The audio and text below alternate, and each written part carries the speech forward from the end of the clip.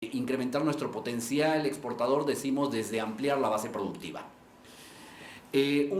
Dos, tres primeras láminas genéricas, obviamente esto es más para peruanos, un poco para ubicarnos en la realidad, ¿no? Es información de la Organización Mundial del Comercio.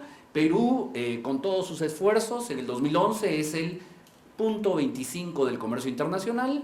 En los años 60 tenía el punto 38, esto es, efectivamente logró una mayor participación en el comercio más antes que ahora.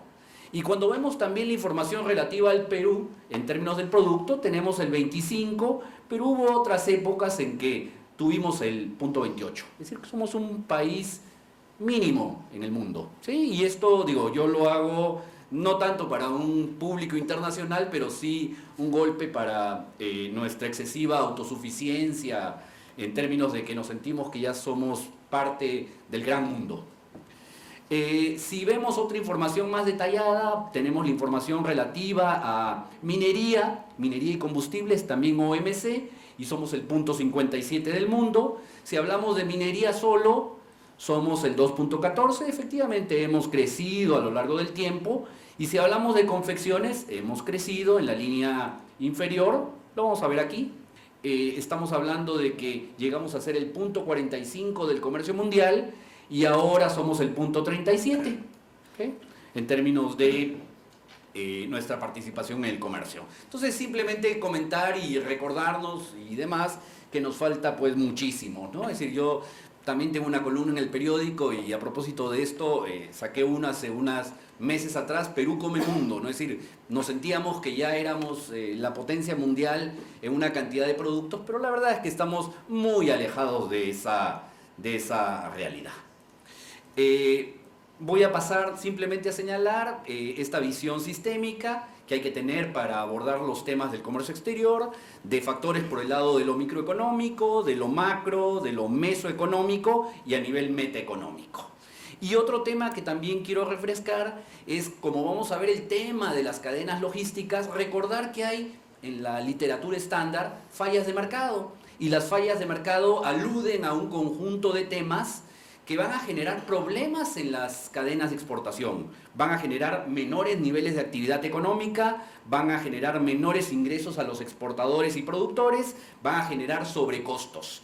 Y hablamos de qué? De barreras a la entrada y asimetrías de poder cuando comparamos a nuestros grandes exportadores mineros con las grandes empresas navieras internacionales, nos vamos a dar cuenta que en términos de activos, nuestra primera empresa exportadora tiene activos de 3.000 millones de dólares, mientras que las grandes Maersk, la principal naviera del mundo, tiene activos por 18.000 millones de dólares. Entonces hay un tema importante que afecta a nuestros flujos comerciales, afecta a nuestras cadenas logísticas. Las asimetrías de poder, el tema de integración vertical y horizontal, presencia de monopolios naturales, prácticas no competitivas, colusión, externalidades, un tema muy grave en el caso de las exportaciones, porque aquí se dice que todo es libre comercio, que cada quien se defienda con sus propias manos y esfuerzos, y hay un problema de información transparente para los exportadores.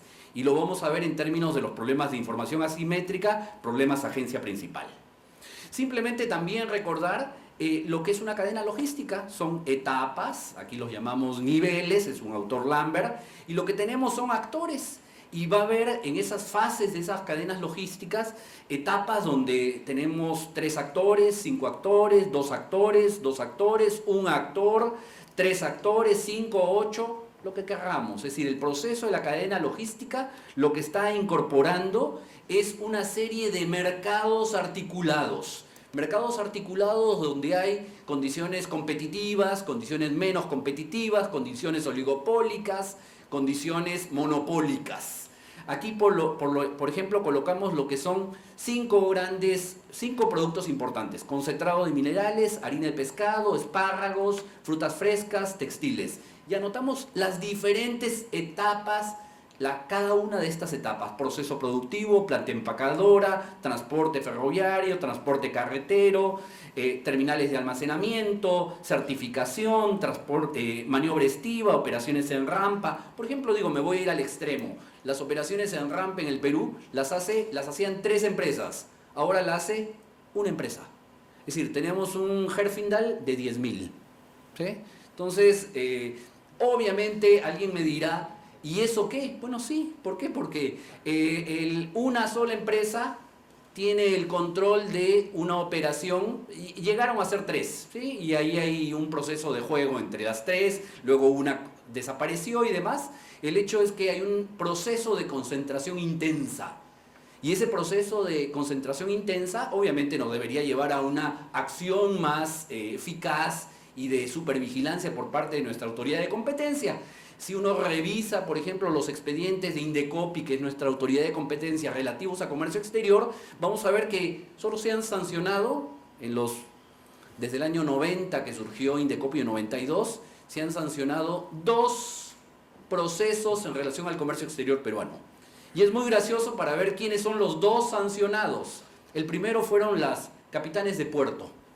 Se determinó que los capitanes de puerto se habían coludido, los del servicio de pilotaje, los pilotos de puerto, se habían coludido para fijar las tarifas.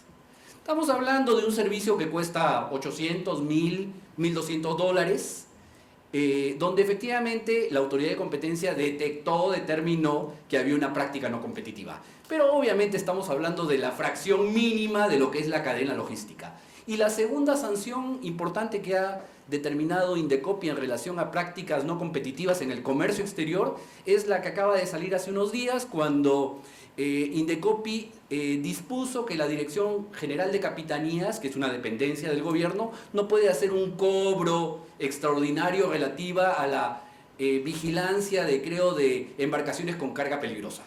Cuando sabemos que las terminales de almacenamiento dependen de las agencias navieras, cuando sabemos que hay 500 prácticas no competitivas. Esto es el rol de nuestra autoridad de competencia en términos de lo que ha sido las cadenas logísticas del comercio exterior, ha sido francamente pobre. Aquí tenemos ejemplo de las etapas. Podríamos hablarlo en términos de mercados.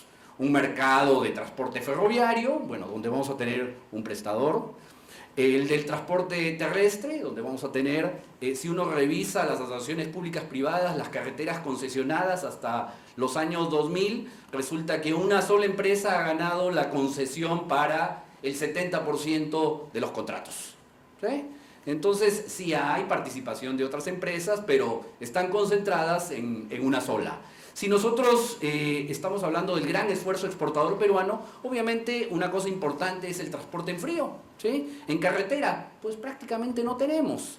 Esto es una actividad que la realizan las grandes empresas exportadoras y no existe un mercado de empresas transportistas de frío. Y así vamos a ver agencias aduanales. Agencias aduanales es un mercado muy competitivo, operadores de rampa decimos que no, agencias de carga internacional, empresas de cestiva y demás. Podríamos ver los flujos. Aquí tenemos la información de un flujo de cadena de concentrado de cobre, tenemos el de espárragos, campo acopio, planta procesadora, almacén frío aéreo. Tenemos un almacén, en realidad son 2 almacenes de frío que hay en todo el país para la agroexportación vía aérea. ¿Sí? El proceso de uvas de mesa, paltas, textiles por vía aeroportuaria, graneles agrícola. Si examinamos una cadena, lo que es en verdecito son infraestructuras que tienen algún tipo de regulación. ¿Sí? Estamos hablando de algo de infraestructura carretera, algo de infraestructura ferroviaria, que están sujetos a la regulación por ser único proveedor por parte del organismo regulador, que es en este caso, en el caso peruano, OCITRAN. Y en el resto tenemos, obviamente, mercados no regulados. Mercados no regulados donde efectivamente en muchos de ellos hay condiciones verdaderamente competitivas, pero en muchos otros segmentos hay condiciones no competitivas. Tenemos aquí alguna información sobre lo que son los índices de concentración. Esto es a nivel de los productores. Obviamente los grandes productores de cobre, plomo, zinc tienen índices de Herfindahl bastante altos. Sabemos que si el valor es menor que 1000 es una industria competitiva. Si es entre 1000 y 1800 moderadamente concentrada y por encima de 1800, de acuerdo a los estándares de los Estados Unidos del Departamento de Justicia, es altamente concentrada. ¿Sí? Entonces, cuando estamos hablando de los pequeños productores de espárragos, efectivamente es una industria muy competitiva, un Herfindahl del 552, si hablamos de fruta, 300, si hablamos de textiles, también es una actividad donde hay mucha competencia. Y cuando hablamos de los concentrados, estamos hablando que son muy pocas empresas las que realizan estos procesos. Aquí sí, mil disculpas porque lo tuve que sintetizar y tenemos solo información fragmentada para diferentes años de tiempo, momentos del tiempo. Y tenemos líneas navieras que llegan al Callao, líneas navieras que llegan a Paita, las líneas aéreas que llegan al Aeropuerto Internacional Jorge Chávez, tenemos agencias marítimas, empresas de carga y de descarga, operaciones de rampa, por ejemplo en el 2007 el Herfindahl decíamos 6.650 cuando el valor máximo es 10.000, terminales de almacenamiento alrededor del 2000, cuando hablamos de los pequeños puertos que no son el puerto del Callao, obviamente los índices de concentración se elevan. Esto es las dificultades o los problemas que podrían surgir. No estoy diciendo que haya prácticas no competitivas, habría que demostrarlas, son mayores en los pequeños puertos del país que en el gran puerto del Perú, que es el Callao, pero también hay elementos en las diferentes cadenas que son claramente concentrados, que son no competitivos. Si viéramos el tema de barreras a la entrada, también podríamos hacer una evaluación de cada una de las etapas de estas cadenas logísticas y vamos a encontrar en algunos casos altas barreras, barreras medianas, barreras pequeñas. ¿Sí? Un tema importante que no se ve en el tema del comercio tradicional es que hay vinculaciones preestablecidas o dominantes en el caso de la estructura de comercio exterior peruano. La agencia naviera, ¿sí?, que a su vez depende de la línea naviera, del armador, es la que define, la que contrata la terminal de almacenamiento, ¿sí?, para la carga. Nosotros en el caso peruano tenemos un serio problema, es decir, hay un gran esfuerzo de potenciar el puerto del Callao, pero el puerto del Callao está totalmente agobiado, no tiene posibilidades de expansión.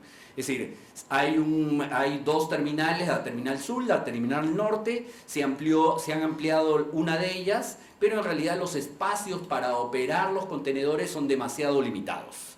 Entonces lo que ocurre como salida que se inventó en el Perú hace décadas fue las terminales de carga extraportuarias. No es como el caso del puerto de Manzanillo, por ejemplo, donde uno tiene a todas las terminales de contenedores, a la terminal de contenedores con sus propios patios completos dentro del puerto. En el caso peruano esto se tiene por fuera, la mayor parte, lo cual genera un sobrecosto. ¿Quién define a qué terminal acceder? Obviamente la agencia naviera. ¿Quién define con quién operar la carga? También la agencia naviera. Y cuando estoy hablando de las operaciones de transporte aéreo, es la línea aérea que define la terminal, es la línea aérea que define al operador de rampa, es el agente de carga internacional el que define a la agencia naviera y el que define a la línea aérea. Si uno revisa lo que son los círculos, no es el comerciante, el exportador o productor frente al que quiere el producto. En ciertos productos, por ejemplo, en el caso de uvas de mesa o en el caso de paltas, hay un trader internacional como el agente clave. El agente clave que contacta o se contacta con el productor acopiador y es a través, en este caso no es tan claro, porque a veces es el propio trader el que define a la agencia de carga, a la agencia aduanal o a la línea naviera, a la agencia marítima. Esto es, hay actores determinados en el proceso que tienen el control de todo el proceso exportador. Y es muy interesante porque no son procesos competitivos y las posibilidades para que un mediano productor accese de manera exitosa a esta cadena implica sortear muchísimas barreras. Ubicar al trader y que el trader me considere un sujeto, un actor importante, es una actividad pues, de mucho esfuerzo. O aquí voy a un proceso extremo. El caso de graneles agrícolas, donde todo se hace a través de un broker o trader internacional, tipo Continental Grain, Cargill, Bunge Born. Obviamente ese trader que es contratado por la empresa molinera, se encarga de definir a la gente, a la compañía de seguros, al agente marítimo, a la empresa de estiba, al dueño de la embarcación. Todo el proceso no lo controla el exportador, sino lo controla el broker internacional. ¿Sí? Simplemente para que tengamos alguna idea de costos, por ejemplo, en el caso de los espárragos, si el precio FOB del producto es $100, es 100, el costo logístico adicional son 79. ¿Sí? Es decir, el tema del costo logístico es importantísimo en este tipo de productos que te movilizan a través del transporte aéreo. Obviamente, si hablamos de productos electrónicos, son productos de mayor valor, el peso de lo logístico es muy pequeño. En el caso del trigo, en el orden del 22-23%, en el caso del pescado, de la harina de pescado, perdón, alrededor del 16%, y en el caso de los concentrados es alrededor del 6%. No voy aquí simplemente hemos hecho algunos ensayos numéricos, obviamente no podemos calcularlo. El precio que recibe un productor es el precio al consumidor menos la sumatoria de los precios de la cadena. Y en ese sentido, detrás de los precios de la cadena que hay que pagar, es decir, el precio que recibe un exportador es un residuo, está, ¿qué cosa? Los componentes regulados, que son muy pequeños, que puede ser la infraestructura de transporte, y los otros segmentos que no son regulados de las cadenas logísticas.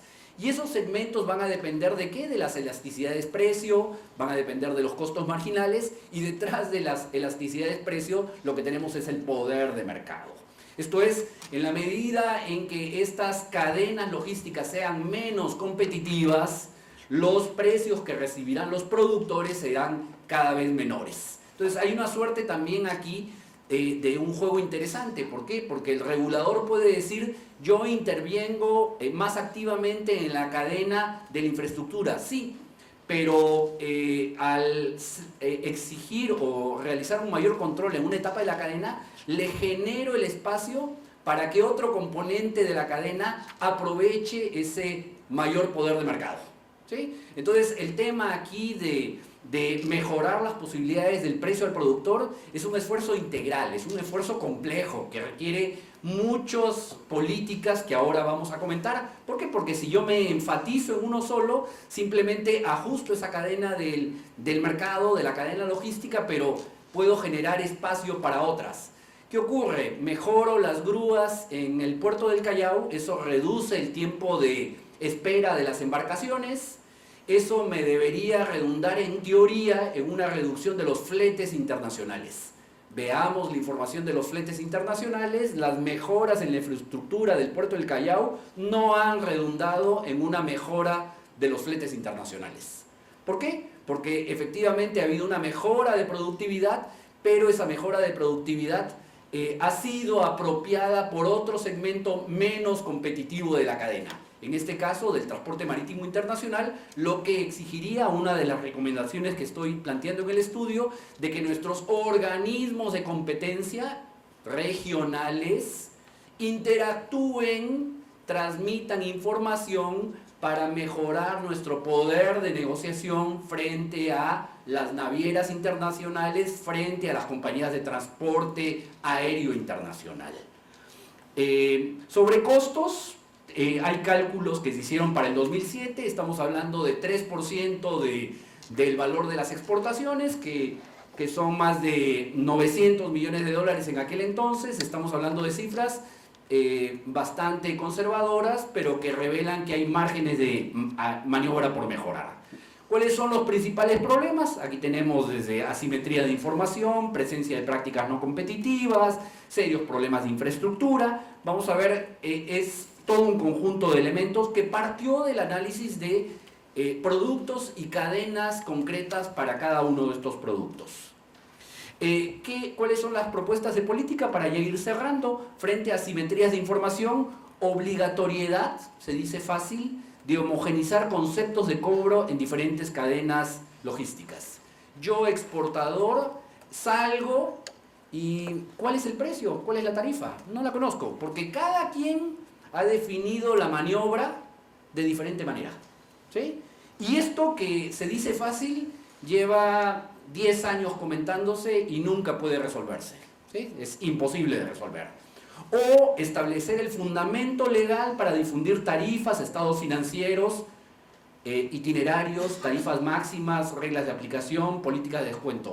Yo insistí en este proyecto entrando a los diferentes puertos. Primer grave error: en el Perú no existen administradores portuarios integrales. Es decir, el proceso de privatización del puerto del Callao fue erróneo, partiendo de seccionar el puerto sin definir una autoridad administrativa integral, que no existe y que no, obviamente si no existe no puede exigirle a los concesionarios y cesionarios tarifas, estados financieros, políticas transparentes, políticas de descuento claras, ¿sí?, y transparentes también, para evitar precisamente prácticas no competitivas. En términos de promover la competencia, evaluación rigurosa de actividades de integración vertical y horizontal, evaluación rigurosa de colusión de precios. Para mí es lamentable que Indecopi en todos estos años solo haya sancionado 2 procesos sobre segmentos marginales de las cadenas logísticas del comercio exterior. Acciones de coordinación internacional de autoridades de competencia para el transporte marítimo aéreo. Voy a comentar, es decir, nosotros tenemos un serio problema el segundo semestre de cada año cuando sacamos nuestra exportación de productos agropecuarios. ¿Por qué? Porque tenemos solo una empresa prestadora de servicios de carga aérea, SLAN, y pequeñas empresas de transporte aéreo, y obviamente utilizamos lo que son las líneas regulares de transporte de pasajeros. Pero las tarifas que nos cobran por el transporte de carga precisamente se asocian, y esto sería una práctica no competitiva, a la evolución del producto final. Es decir, en la medida que el precio de los espárragos sube, el flete aéreo aumenta. Digo, es un tema discutible, resbaloso, pero ¿qué tiene que ver los costos, el margen de ganancia, la inversión en el transporte aéreo respecto del precio en el mercado final del espárrago? ¿Sí? Entonces, es un tema resbaloso, discutible. Reformas institucionales, organismos reguladores se crearon aquí sin énfasis a favor del consumidor final o el usuario final. Yo creo que ya han pasado 20 años y que debe haber una reversión de los organismos reguladores hacia un énfasis en defensa del consumidor. Y no solo, como es ahora, tripartito, que defiende los intereses del Estado, los intereses del productor que preste el servicio, y como tercera parte el del consumidor. Ya son 20 años, debe haber un cambio de énfasis. Voy a ir cerrando. ¿Cuáles son esas políticas complementarias por el lado de lo productivo? Obviamente, lo que se ha mencionado en el caso de Brasil, más en el caso mexicano hoy día, la necesidad de trabajar intensamente el desarrollo de clústeres. En el Perú hubo una iniciativa a inicios de este gobierno que se abandonó, relativa a una agencia de competitividad, o también se planteó una iniciativa nacional para el desarrollo de actividades productivas regionales.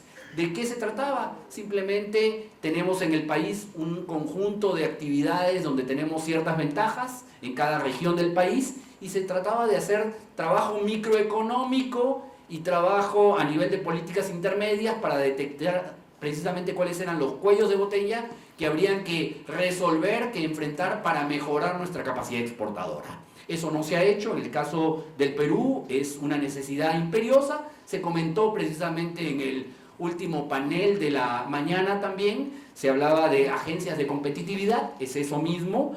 Yo sentiría que esta agencia de competitividad debería integrar los esfuerzos de PROMPERÚ. Es decir, no se trata de crear más y más agencias, se trata de integrarlas.